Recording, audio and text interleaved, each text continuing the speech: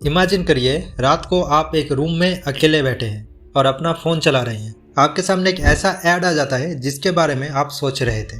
सवाल यह है कि आपके फ़ोन को कैसे पता चला कि आप क्या सोच रहे थे। वाकई ही क्या आप रूम में अकेले हैं? आंसर है नहीं, आप कभी भी अकेले नहीं हैं। पूरे दिन में आप क्या करते हो, कहाँ जाते हो, क्या बातें करते हो, इंटरनेट पर क्या सर्च करते हो, सब कुछ ट्रैक होता है। क्या आपको लगता है गूगल में आप कुछ भी सर्च करते हो और उसका आंसर आपको फ्री में मिलता है? नहीं, उसका कीमत है आपका प्राइवेसी। आपका प्राइवेसी किसी का पैसा है। चौंकाने वाली बात यह है कि आपको पता ही नहीं चलता आप 24/7 किसी के सर्वेलेंस में हो। एक ऐसा सर्वेलेंस जो आपका हर एक मूव, हर एक डेटा ट्रैक करता है, स्टोर करता है और एनालाइज करता है। ये सर्वेलेंस अचानक से शुरू नहीं हुआ था, ये कई जनरेशन पहले शुरू हुआ था और धीरे धीरे आज यहाँ तक पहुँच गया कि हमारा हर एक मूव ट्रैक होता है। अब सवाल ये है कि ये शुरू कैसे हुआ, इससे किसका फायदा हो रहा है और हमारा क्या नुकसान हो रहा है। चलिए जानते हैं इन सारे सवालों का जवाब। Welcome to beyond the shadow. शुरू करते हैं प्री डिजिटल एरा से। 1940 से 1970 तक सर्वेलेंस यानी किसी के ऊपर निगरानी करना, ये राजा महाराजा के टाइम से चलते आ रहा है। उस टाइम पे सर्वेलेंस का जरिया था सिर्फ और सिर्फ सीक्रेट स्पाई यानी जासूस। लेकिन इसमें एक बड़ा चेंज आया वर्ल्ड वॉर 2 के बाद, जब रसिया और यूएसए का कोल्ड वॉर चल रहा था। और इस बड़ी चेंज के पीछे एक बहुत बड़ा रीज़न है। अगर आपको पता है कि दुश्मन का अगला मूव क्या होगा तो आपकी जीत निश्चित है। फॉर एग्जाम्पल, साल 2008 मुंबई में ताज होटल में जो हमला हुआ था, अगर उसके बारे में गवर्नमेंट को पहले से पता होता, क्या टेररिस्ट वो हमला कर पाते? नहीं।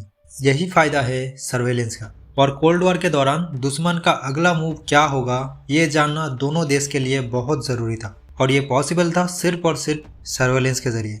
कोल्ड वॉर के दौरान मेनली 4 टाइप का सर्वेलेंस होता था। पहला, ह्यूमन इंटेलिजेंस, जिसमें दोनों देश एक दूसरे का इंफॉर्मेशन कलेक्ट करने के लिए स्पाई यानी जासूस भेजते थे। दूसरा, वायर टैपिंग एंड बगिंग, जिसमें फ़ोन कॉल इंटरसेप्ट करना, किसी जासूस के द्वारा कोई गवर्नमेंट ऑफिस में हिडन माइक्रोफोन लगा देना, ये सब होता था। तीसरा, सिग्नल इंटेलिजेंस, जिसमें रेडियो ट्रांसमिशन और कोडेड मैसेज को ब्रेक किया जाता था। चौथा, एरियल सर्वेलेंस, जिसमें यूएसए U-2 स्पाई प्लेन का यूज़ करके रशियन मिलिट्री बेस पर नज़र रखते थे। उस टाइम पे सर्वेलेंस सिर्फ एक देश दूसरे देश के गवर्नमेंट के ऊपर करते थे। आम इंसान से इसका कोई लेना देना नहीं था। उस टाइम पे आम इंसान का प्राइवेसी बिल्कुल सेफ था। इसके बाद आया अर्ली डिजिटल एरा, साल 1970 से 2000 तक। ये एक ऐसा टाइम था जहां से सर्वेलेंस का गेम चेंज होना शुरू हुआ। एक ऐसा टाइम जहां से हम जैसे नॉर्मल सिविलियन कंप्यूटर, इंटरनेट और ईमेल का यूज़ करना शुरू किए थे। साल 1974 से पर्सनल कंप्यूटर का यूज़ होना शुरू हुआ था और इसी के चलते हमारा डेटा भी डिजिटल फॉर्म में स्टोर होना शुरू हुआ था। साल 1990 में पर्सनल ईमेल और पर्सनल इंटरनेट का यूज़ होना शुरू हुआ और यही वो टाइम था जब एक आम आदमी भी सर्वेलेंस के अंडर में आने लगा। लेकिन उस टाइम पे सिर्फ कुछ गवर्नमेंट और कॉर्पोरेट एम्प्लॉयज़ का डेटा ट्रैक किया जाता था सेफ्टी और सिक्योरिटी के लिए। साल 2000 के बाद आया सोशल मीडिया एरा। 2004 में एंट्री हुआ फेसबुक का। हालांकि ये इंडिया में 2006 में आया था।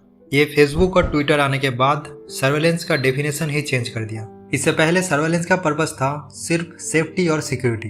फेसबुक आने के बाद सर्वेलेंस बन गया आज तक का सबसे बड़ा business tool. Connect with friends के साथ फेसबुक का जर्नी शुरू हुआ था और बाद में ये open your life to the world में आ गया, जिसमें हम हमारे personal interest, photos, videos share करने लगे और ये सारा डेटा, यहाँ तक कि चैट भी स्टोर करके यूज होने लगा एडवर्टाइजिंग के लिए। यहाँ पर सर्वेलेंस एक पब्लिक रियलिटी बन गया, लेकिन फिर भी थोड़ा सा प्राइवेसी बचा था। 2009 के बाद वो भी चला गया। शुरू हुआ स्मार्टफोन का एरा। साल 2009 में मार्केट में स्मार्टफोन के साथ साथ सर्वेलेंस भी आ गया हमारे हाथ की मुट्ठी में।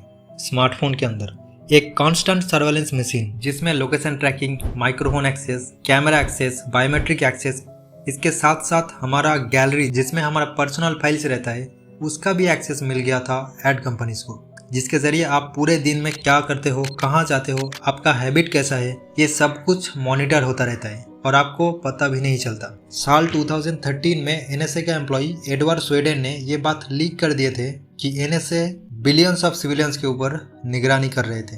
इसके अलावा फेस रिकॉग्नाइजेशन और डिजिटल आईडी सिस्टम भी प्राइवेसी को और भी छोटा कर दिया और शायद आने वाले फ्यूचर जनरेशन के लिए प्राइवेसी एक मिथ बन जाएगा। क्योंकि और कुछ साल बाद एआई सर्वेलेंस एक ऐसा लेवल पर चला जाएगा जहां पर दुनिया का हर एक इंसान कांस्टेंट मॉनिटरिंग के अंदर रहेगा। फ्रीडम और सेफ्टी के बीच कॉन्फ्लिक्ट और भी बढ़ जाएगा।